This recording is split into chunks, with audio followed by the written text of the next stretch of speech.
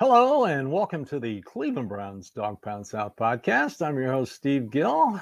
This is part of the Fanatical Elves Network, part of the Fans First Sports Network. Hello, Dawgpound South campers. How's everybody doing today? Today, the new offensive coordinator of the Cleveland Browns, Ken Dorsey, former quarterback, was introduced. He took questions and, of course, hardly said anything at all, which is to be expected. But first, let me take care of a few things. I know on this network and on other podcasts, people are still freaking out about the salary cap. And let me explain again that this is sustainable. There's no kicking the can down the road. There's no paying for it later. You have to have three things for it to be sustainable. A rich owner, Jimmy and D are, they're filthy rich. A talented front office, i.e. writing contracts. They've proven under Andrew Berry they can do that. And an aggressive GM who knows how to draft and sign undrafted rookie free agents. Andrew Berry has done that. He picked up three players this year that contributed, DTR, Cameron Mitchell, and of course, DeJuan Jones, and you throw in a Ronnie Hickman, and I think next year you're going to see a few more of these players. And D'Anthony Bell was also a undrafted rookie free agent, so it's working. So let's clear that up. It is sustainable. Don't worry about the salary cap. They know what they're doing. Second thing I'd like to talk about, I've listened to this little podcast from Albert Breer and his suggestion that Alex Van Pelt was the glue that held Cleveland together and that Paul DePodesta was the one who fired him. That's crap. That's a lot of crap. Here it is. Basic, simple story. AVP and Deshaun Watson just didn't mix well. If you're going to pay a quarterback $230 million and keep him on the roster and use him and get the best of his abilities, the quarterback coach, because AVP was also the quarterback coach, and he was a game planner for the week, have to be on the same page. They wanted to keep him in the organization, but AVP said, no, I think I'm going to go someplace else. Now he's in New England. So, of course, Albert Breer is going to talk him up, make him sound like he's the new savior for the New England Patriots. I'm happy for Alex Van Pelt, but it just came down to bottom line. Kevin Stefanski decided that he and his franchise quarterback just were not a good mix. Moving on to the new offensive coordinator, I listened to the news conference. It was an interesting news conference today. Of course, Kevin Stefanski started and didn't take any questions.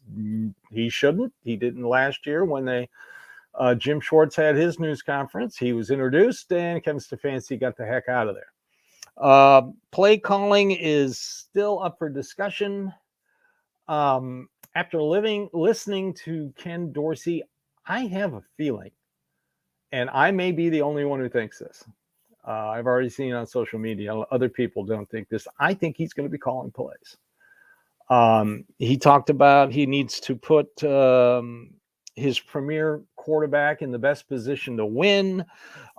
Both Stefanski and Dorsey emphasize the phrase fresh approach to the offense. That's what tells me. I got a feeling he's going to call plays. It really doesn't make any difference.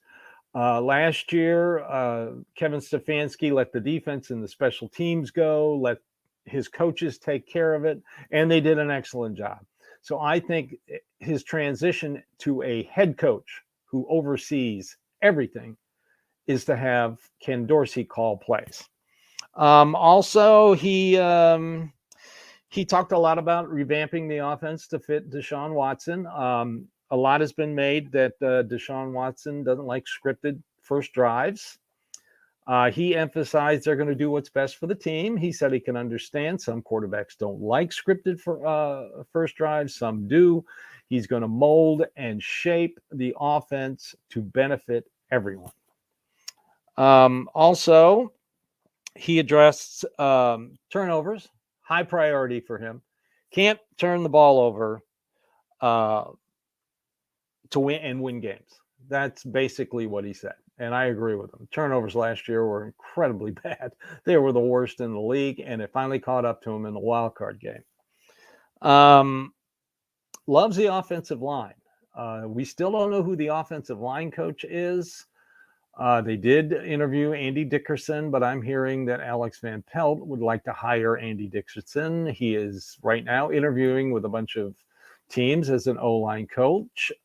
Scott Peters is the assistant O-line coach under Bill Callahan. I think he's going to get the job. He learned from Bill Callahan. Players respect him, know him. So I have no problem with that. All in all, I think it was, it's your typical football news conference. Not a lot was said. You can read into a few things. You can determine a few things. But other than that, it just was a typical coaching news conference where nothing's said, but everything is said. Like I said, I think he's going to call plays. I'll go on a limb on that. And if I'm wrong, I'm wrong. I don't care if I'm right or wrong. I just get the impression to listening to him that he's going to call plays. Let's take a quick break and we'll come back, and I want to talk to you a little bit about free agents. Okay. Now that we're into the postseason, where we're going to see our preseason technically, before the league year starts on the 13th, and the team has to be at the salary cap on March 13th. So there's no carrying and that kind of stuff. They've got to decide who they're going to bring back. A lot has been said about Mo Hurst and Shelby Harris. I would like both of them back. I think they played exceptionally well. I would also like to see Zadarius Smith come back. The two special teamers I've mentioned before, Adams and I can't think of the other guy named linebacker that Bubba Ventrome wanted. I think they're going to re-sign them. I've definitely re-signed Michael Dunn, Nick Harris, Sione Takitaki. They got to do something about their third safety. Do you roll with McLeod again, or do you look for somebody a little younger? Schwartz loved McLeod. But if you're looking at what kind of players Andrew Berry signs, he's looking for young players coming off their rookie contract. You catch a player going on the upside of their ability while they're still young. But that's what you're looking for. A lot of websites list wide receiver, interior defensive line, and safety as the must needs for the Cleveland Browns. Before you can talk draft picks, you got to talk free agents. They can fill these needs in free agency. But by the way, rookie defensive linemen usually take about a year to mature. If you want an example, look at Alex Wright. His first year, not that great. This past year, filled in, I think, incredibly well. On the inside of that defensive line, I believe he had a sack in 4 straight games. So I'll take that any day of the year. So you still got McGuire and Sika Ika sitting there. Let's see if they develop. So if you draft a defensive lineman this year, it's going to be like a redshirt year. They're not going to see the field. I would like for them. I've been watching some of the older games from last year, and they definitely need a younger defensive tackle if they are unable to sign Mo Hurst and Shelby Harris.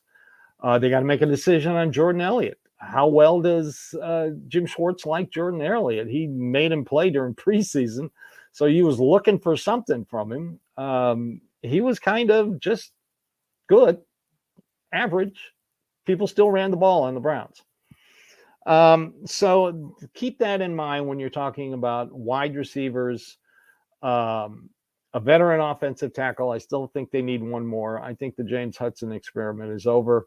I would still pick one up because you never know if Conklin's going to make it through. They got to have him on the roster this year. Next year and the year after, he has no guarantees. So they have to have Conklin and Wills on the offensive line this year. And then you've got DeJuan Jones as backup. So they need a veteran swing tackle, in my opinion. As for wide receivers, you see a lot of people wanting this and wanting that. If they keep Amari Cooper, the only thing they really need to do, I mean, is to find a replacement for Marquise Goodwin. That's it. That's all they really need. Hollywood Brown out in Arizona wouldn't be a bad option. Gabriel Davis from Buffalo also be an excellent option. But, you know, you got Cedric Tillman, you got David Bell, and I believe you still have Elijah Moore on rookie contracts. So they don't have a lot invested. It's top heavy with Amari Cooper. Then we get to the Nick Chubb question. Is he going to be the same Nick Chubb? Is he healthy enough to start the season? That's a big question. So keep an eye out for, if you're going to see a lot of stuff online, especially around March 11th when the legal tampering period starts, and a little bit before that. If you just pay attention to the running back situation, they need a veteran running back. I'm sorry, they do. Deuce Staley was hired to light a fire under Jerome Ford. We don't want him being the dance king anymore behind the line of scrimmage. Deuce Staley will be able to do that, but they need another running back. And don't say Kareem Hunt. I'm sorry. I love Kareem Hunt, but I doubt he's going to come back. They need a backup. So do you sign a backup to be your number 2 or 3, or do you sign one to carry the team in case Nick Chubb does not return? So keep an eye on that. Other than that, I would like to see them get another interior defensive lineman, maybe another defensive end. The safety position, like I said, Rodney McLeod, Jim Short's favorite, but, he's getting up there in age. And once a player in their 30s start hurting themselves, they can't stop hurting themselves. So that's it for today, campers. I hope you enjoyed the show. I appreciate you following, listening, watching the Fanatical Elves Network. Like I've always said, we're fans just like you, and we love the Cleveland Browns just like you. So thanks for watching the Cleveland Browns Dawgpound South podcast. I'm your host, Steve Gill. This is part of the Fanatical Elves Network, part of the Fans First Sports Network. And everybody have a great day, and go Browns.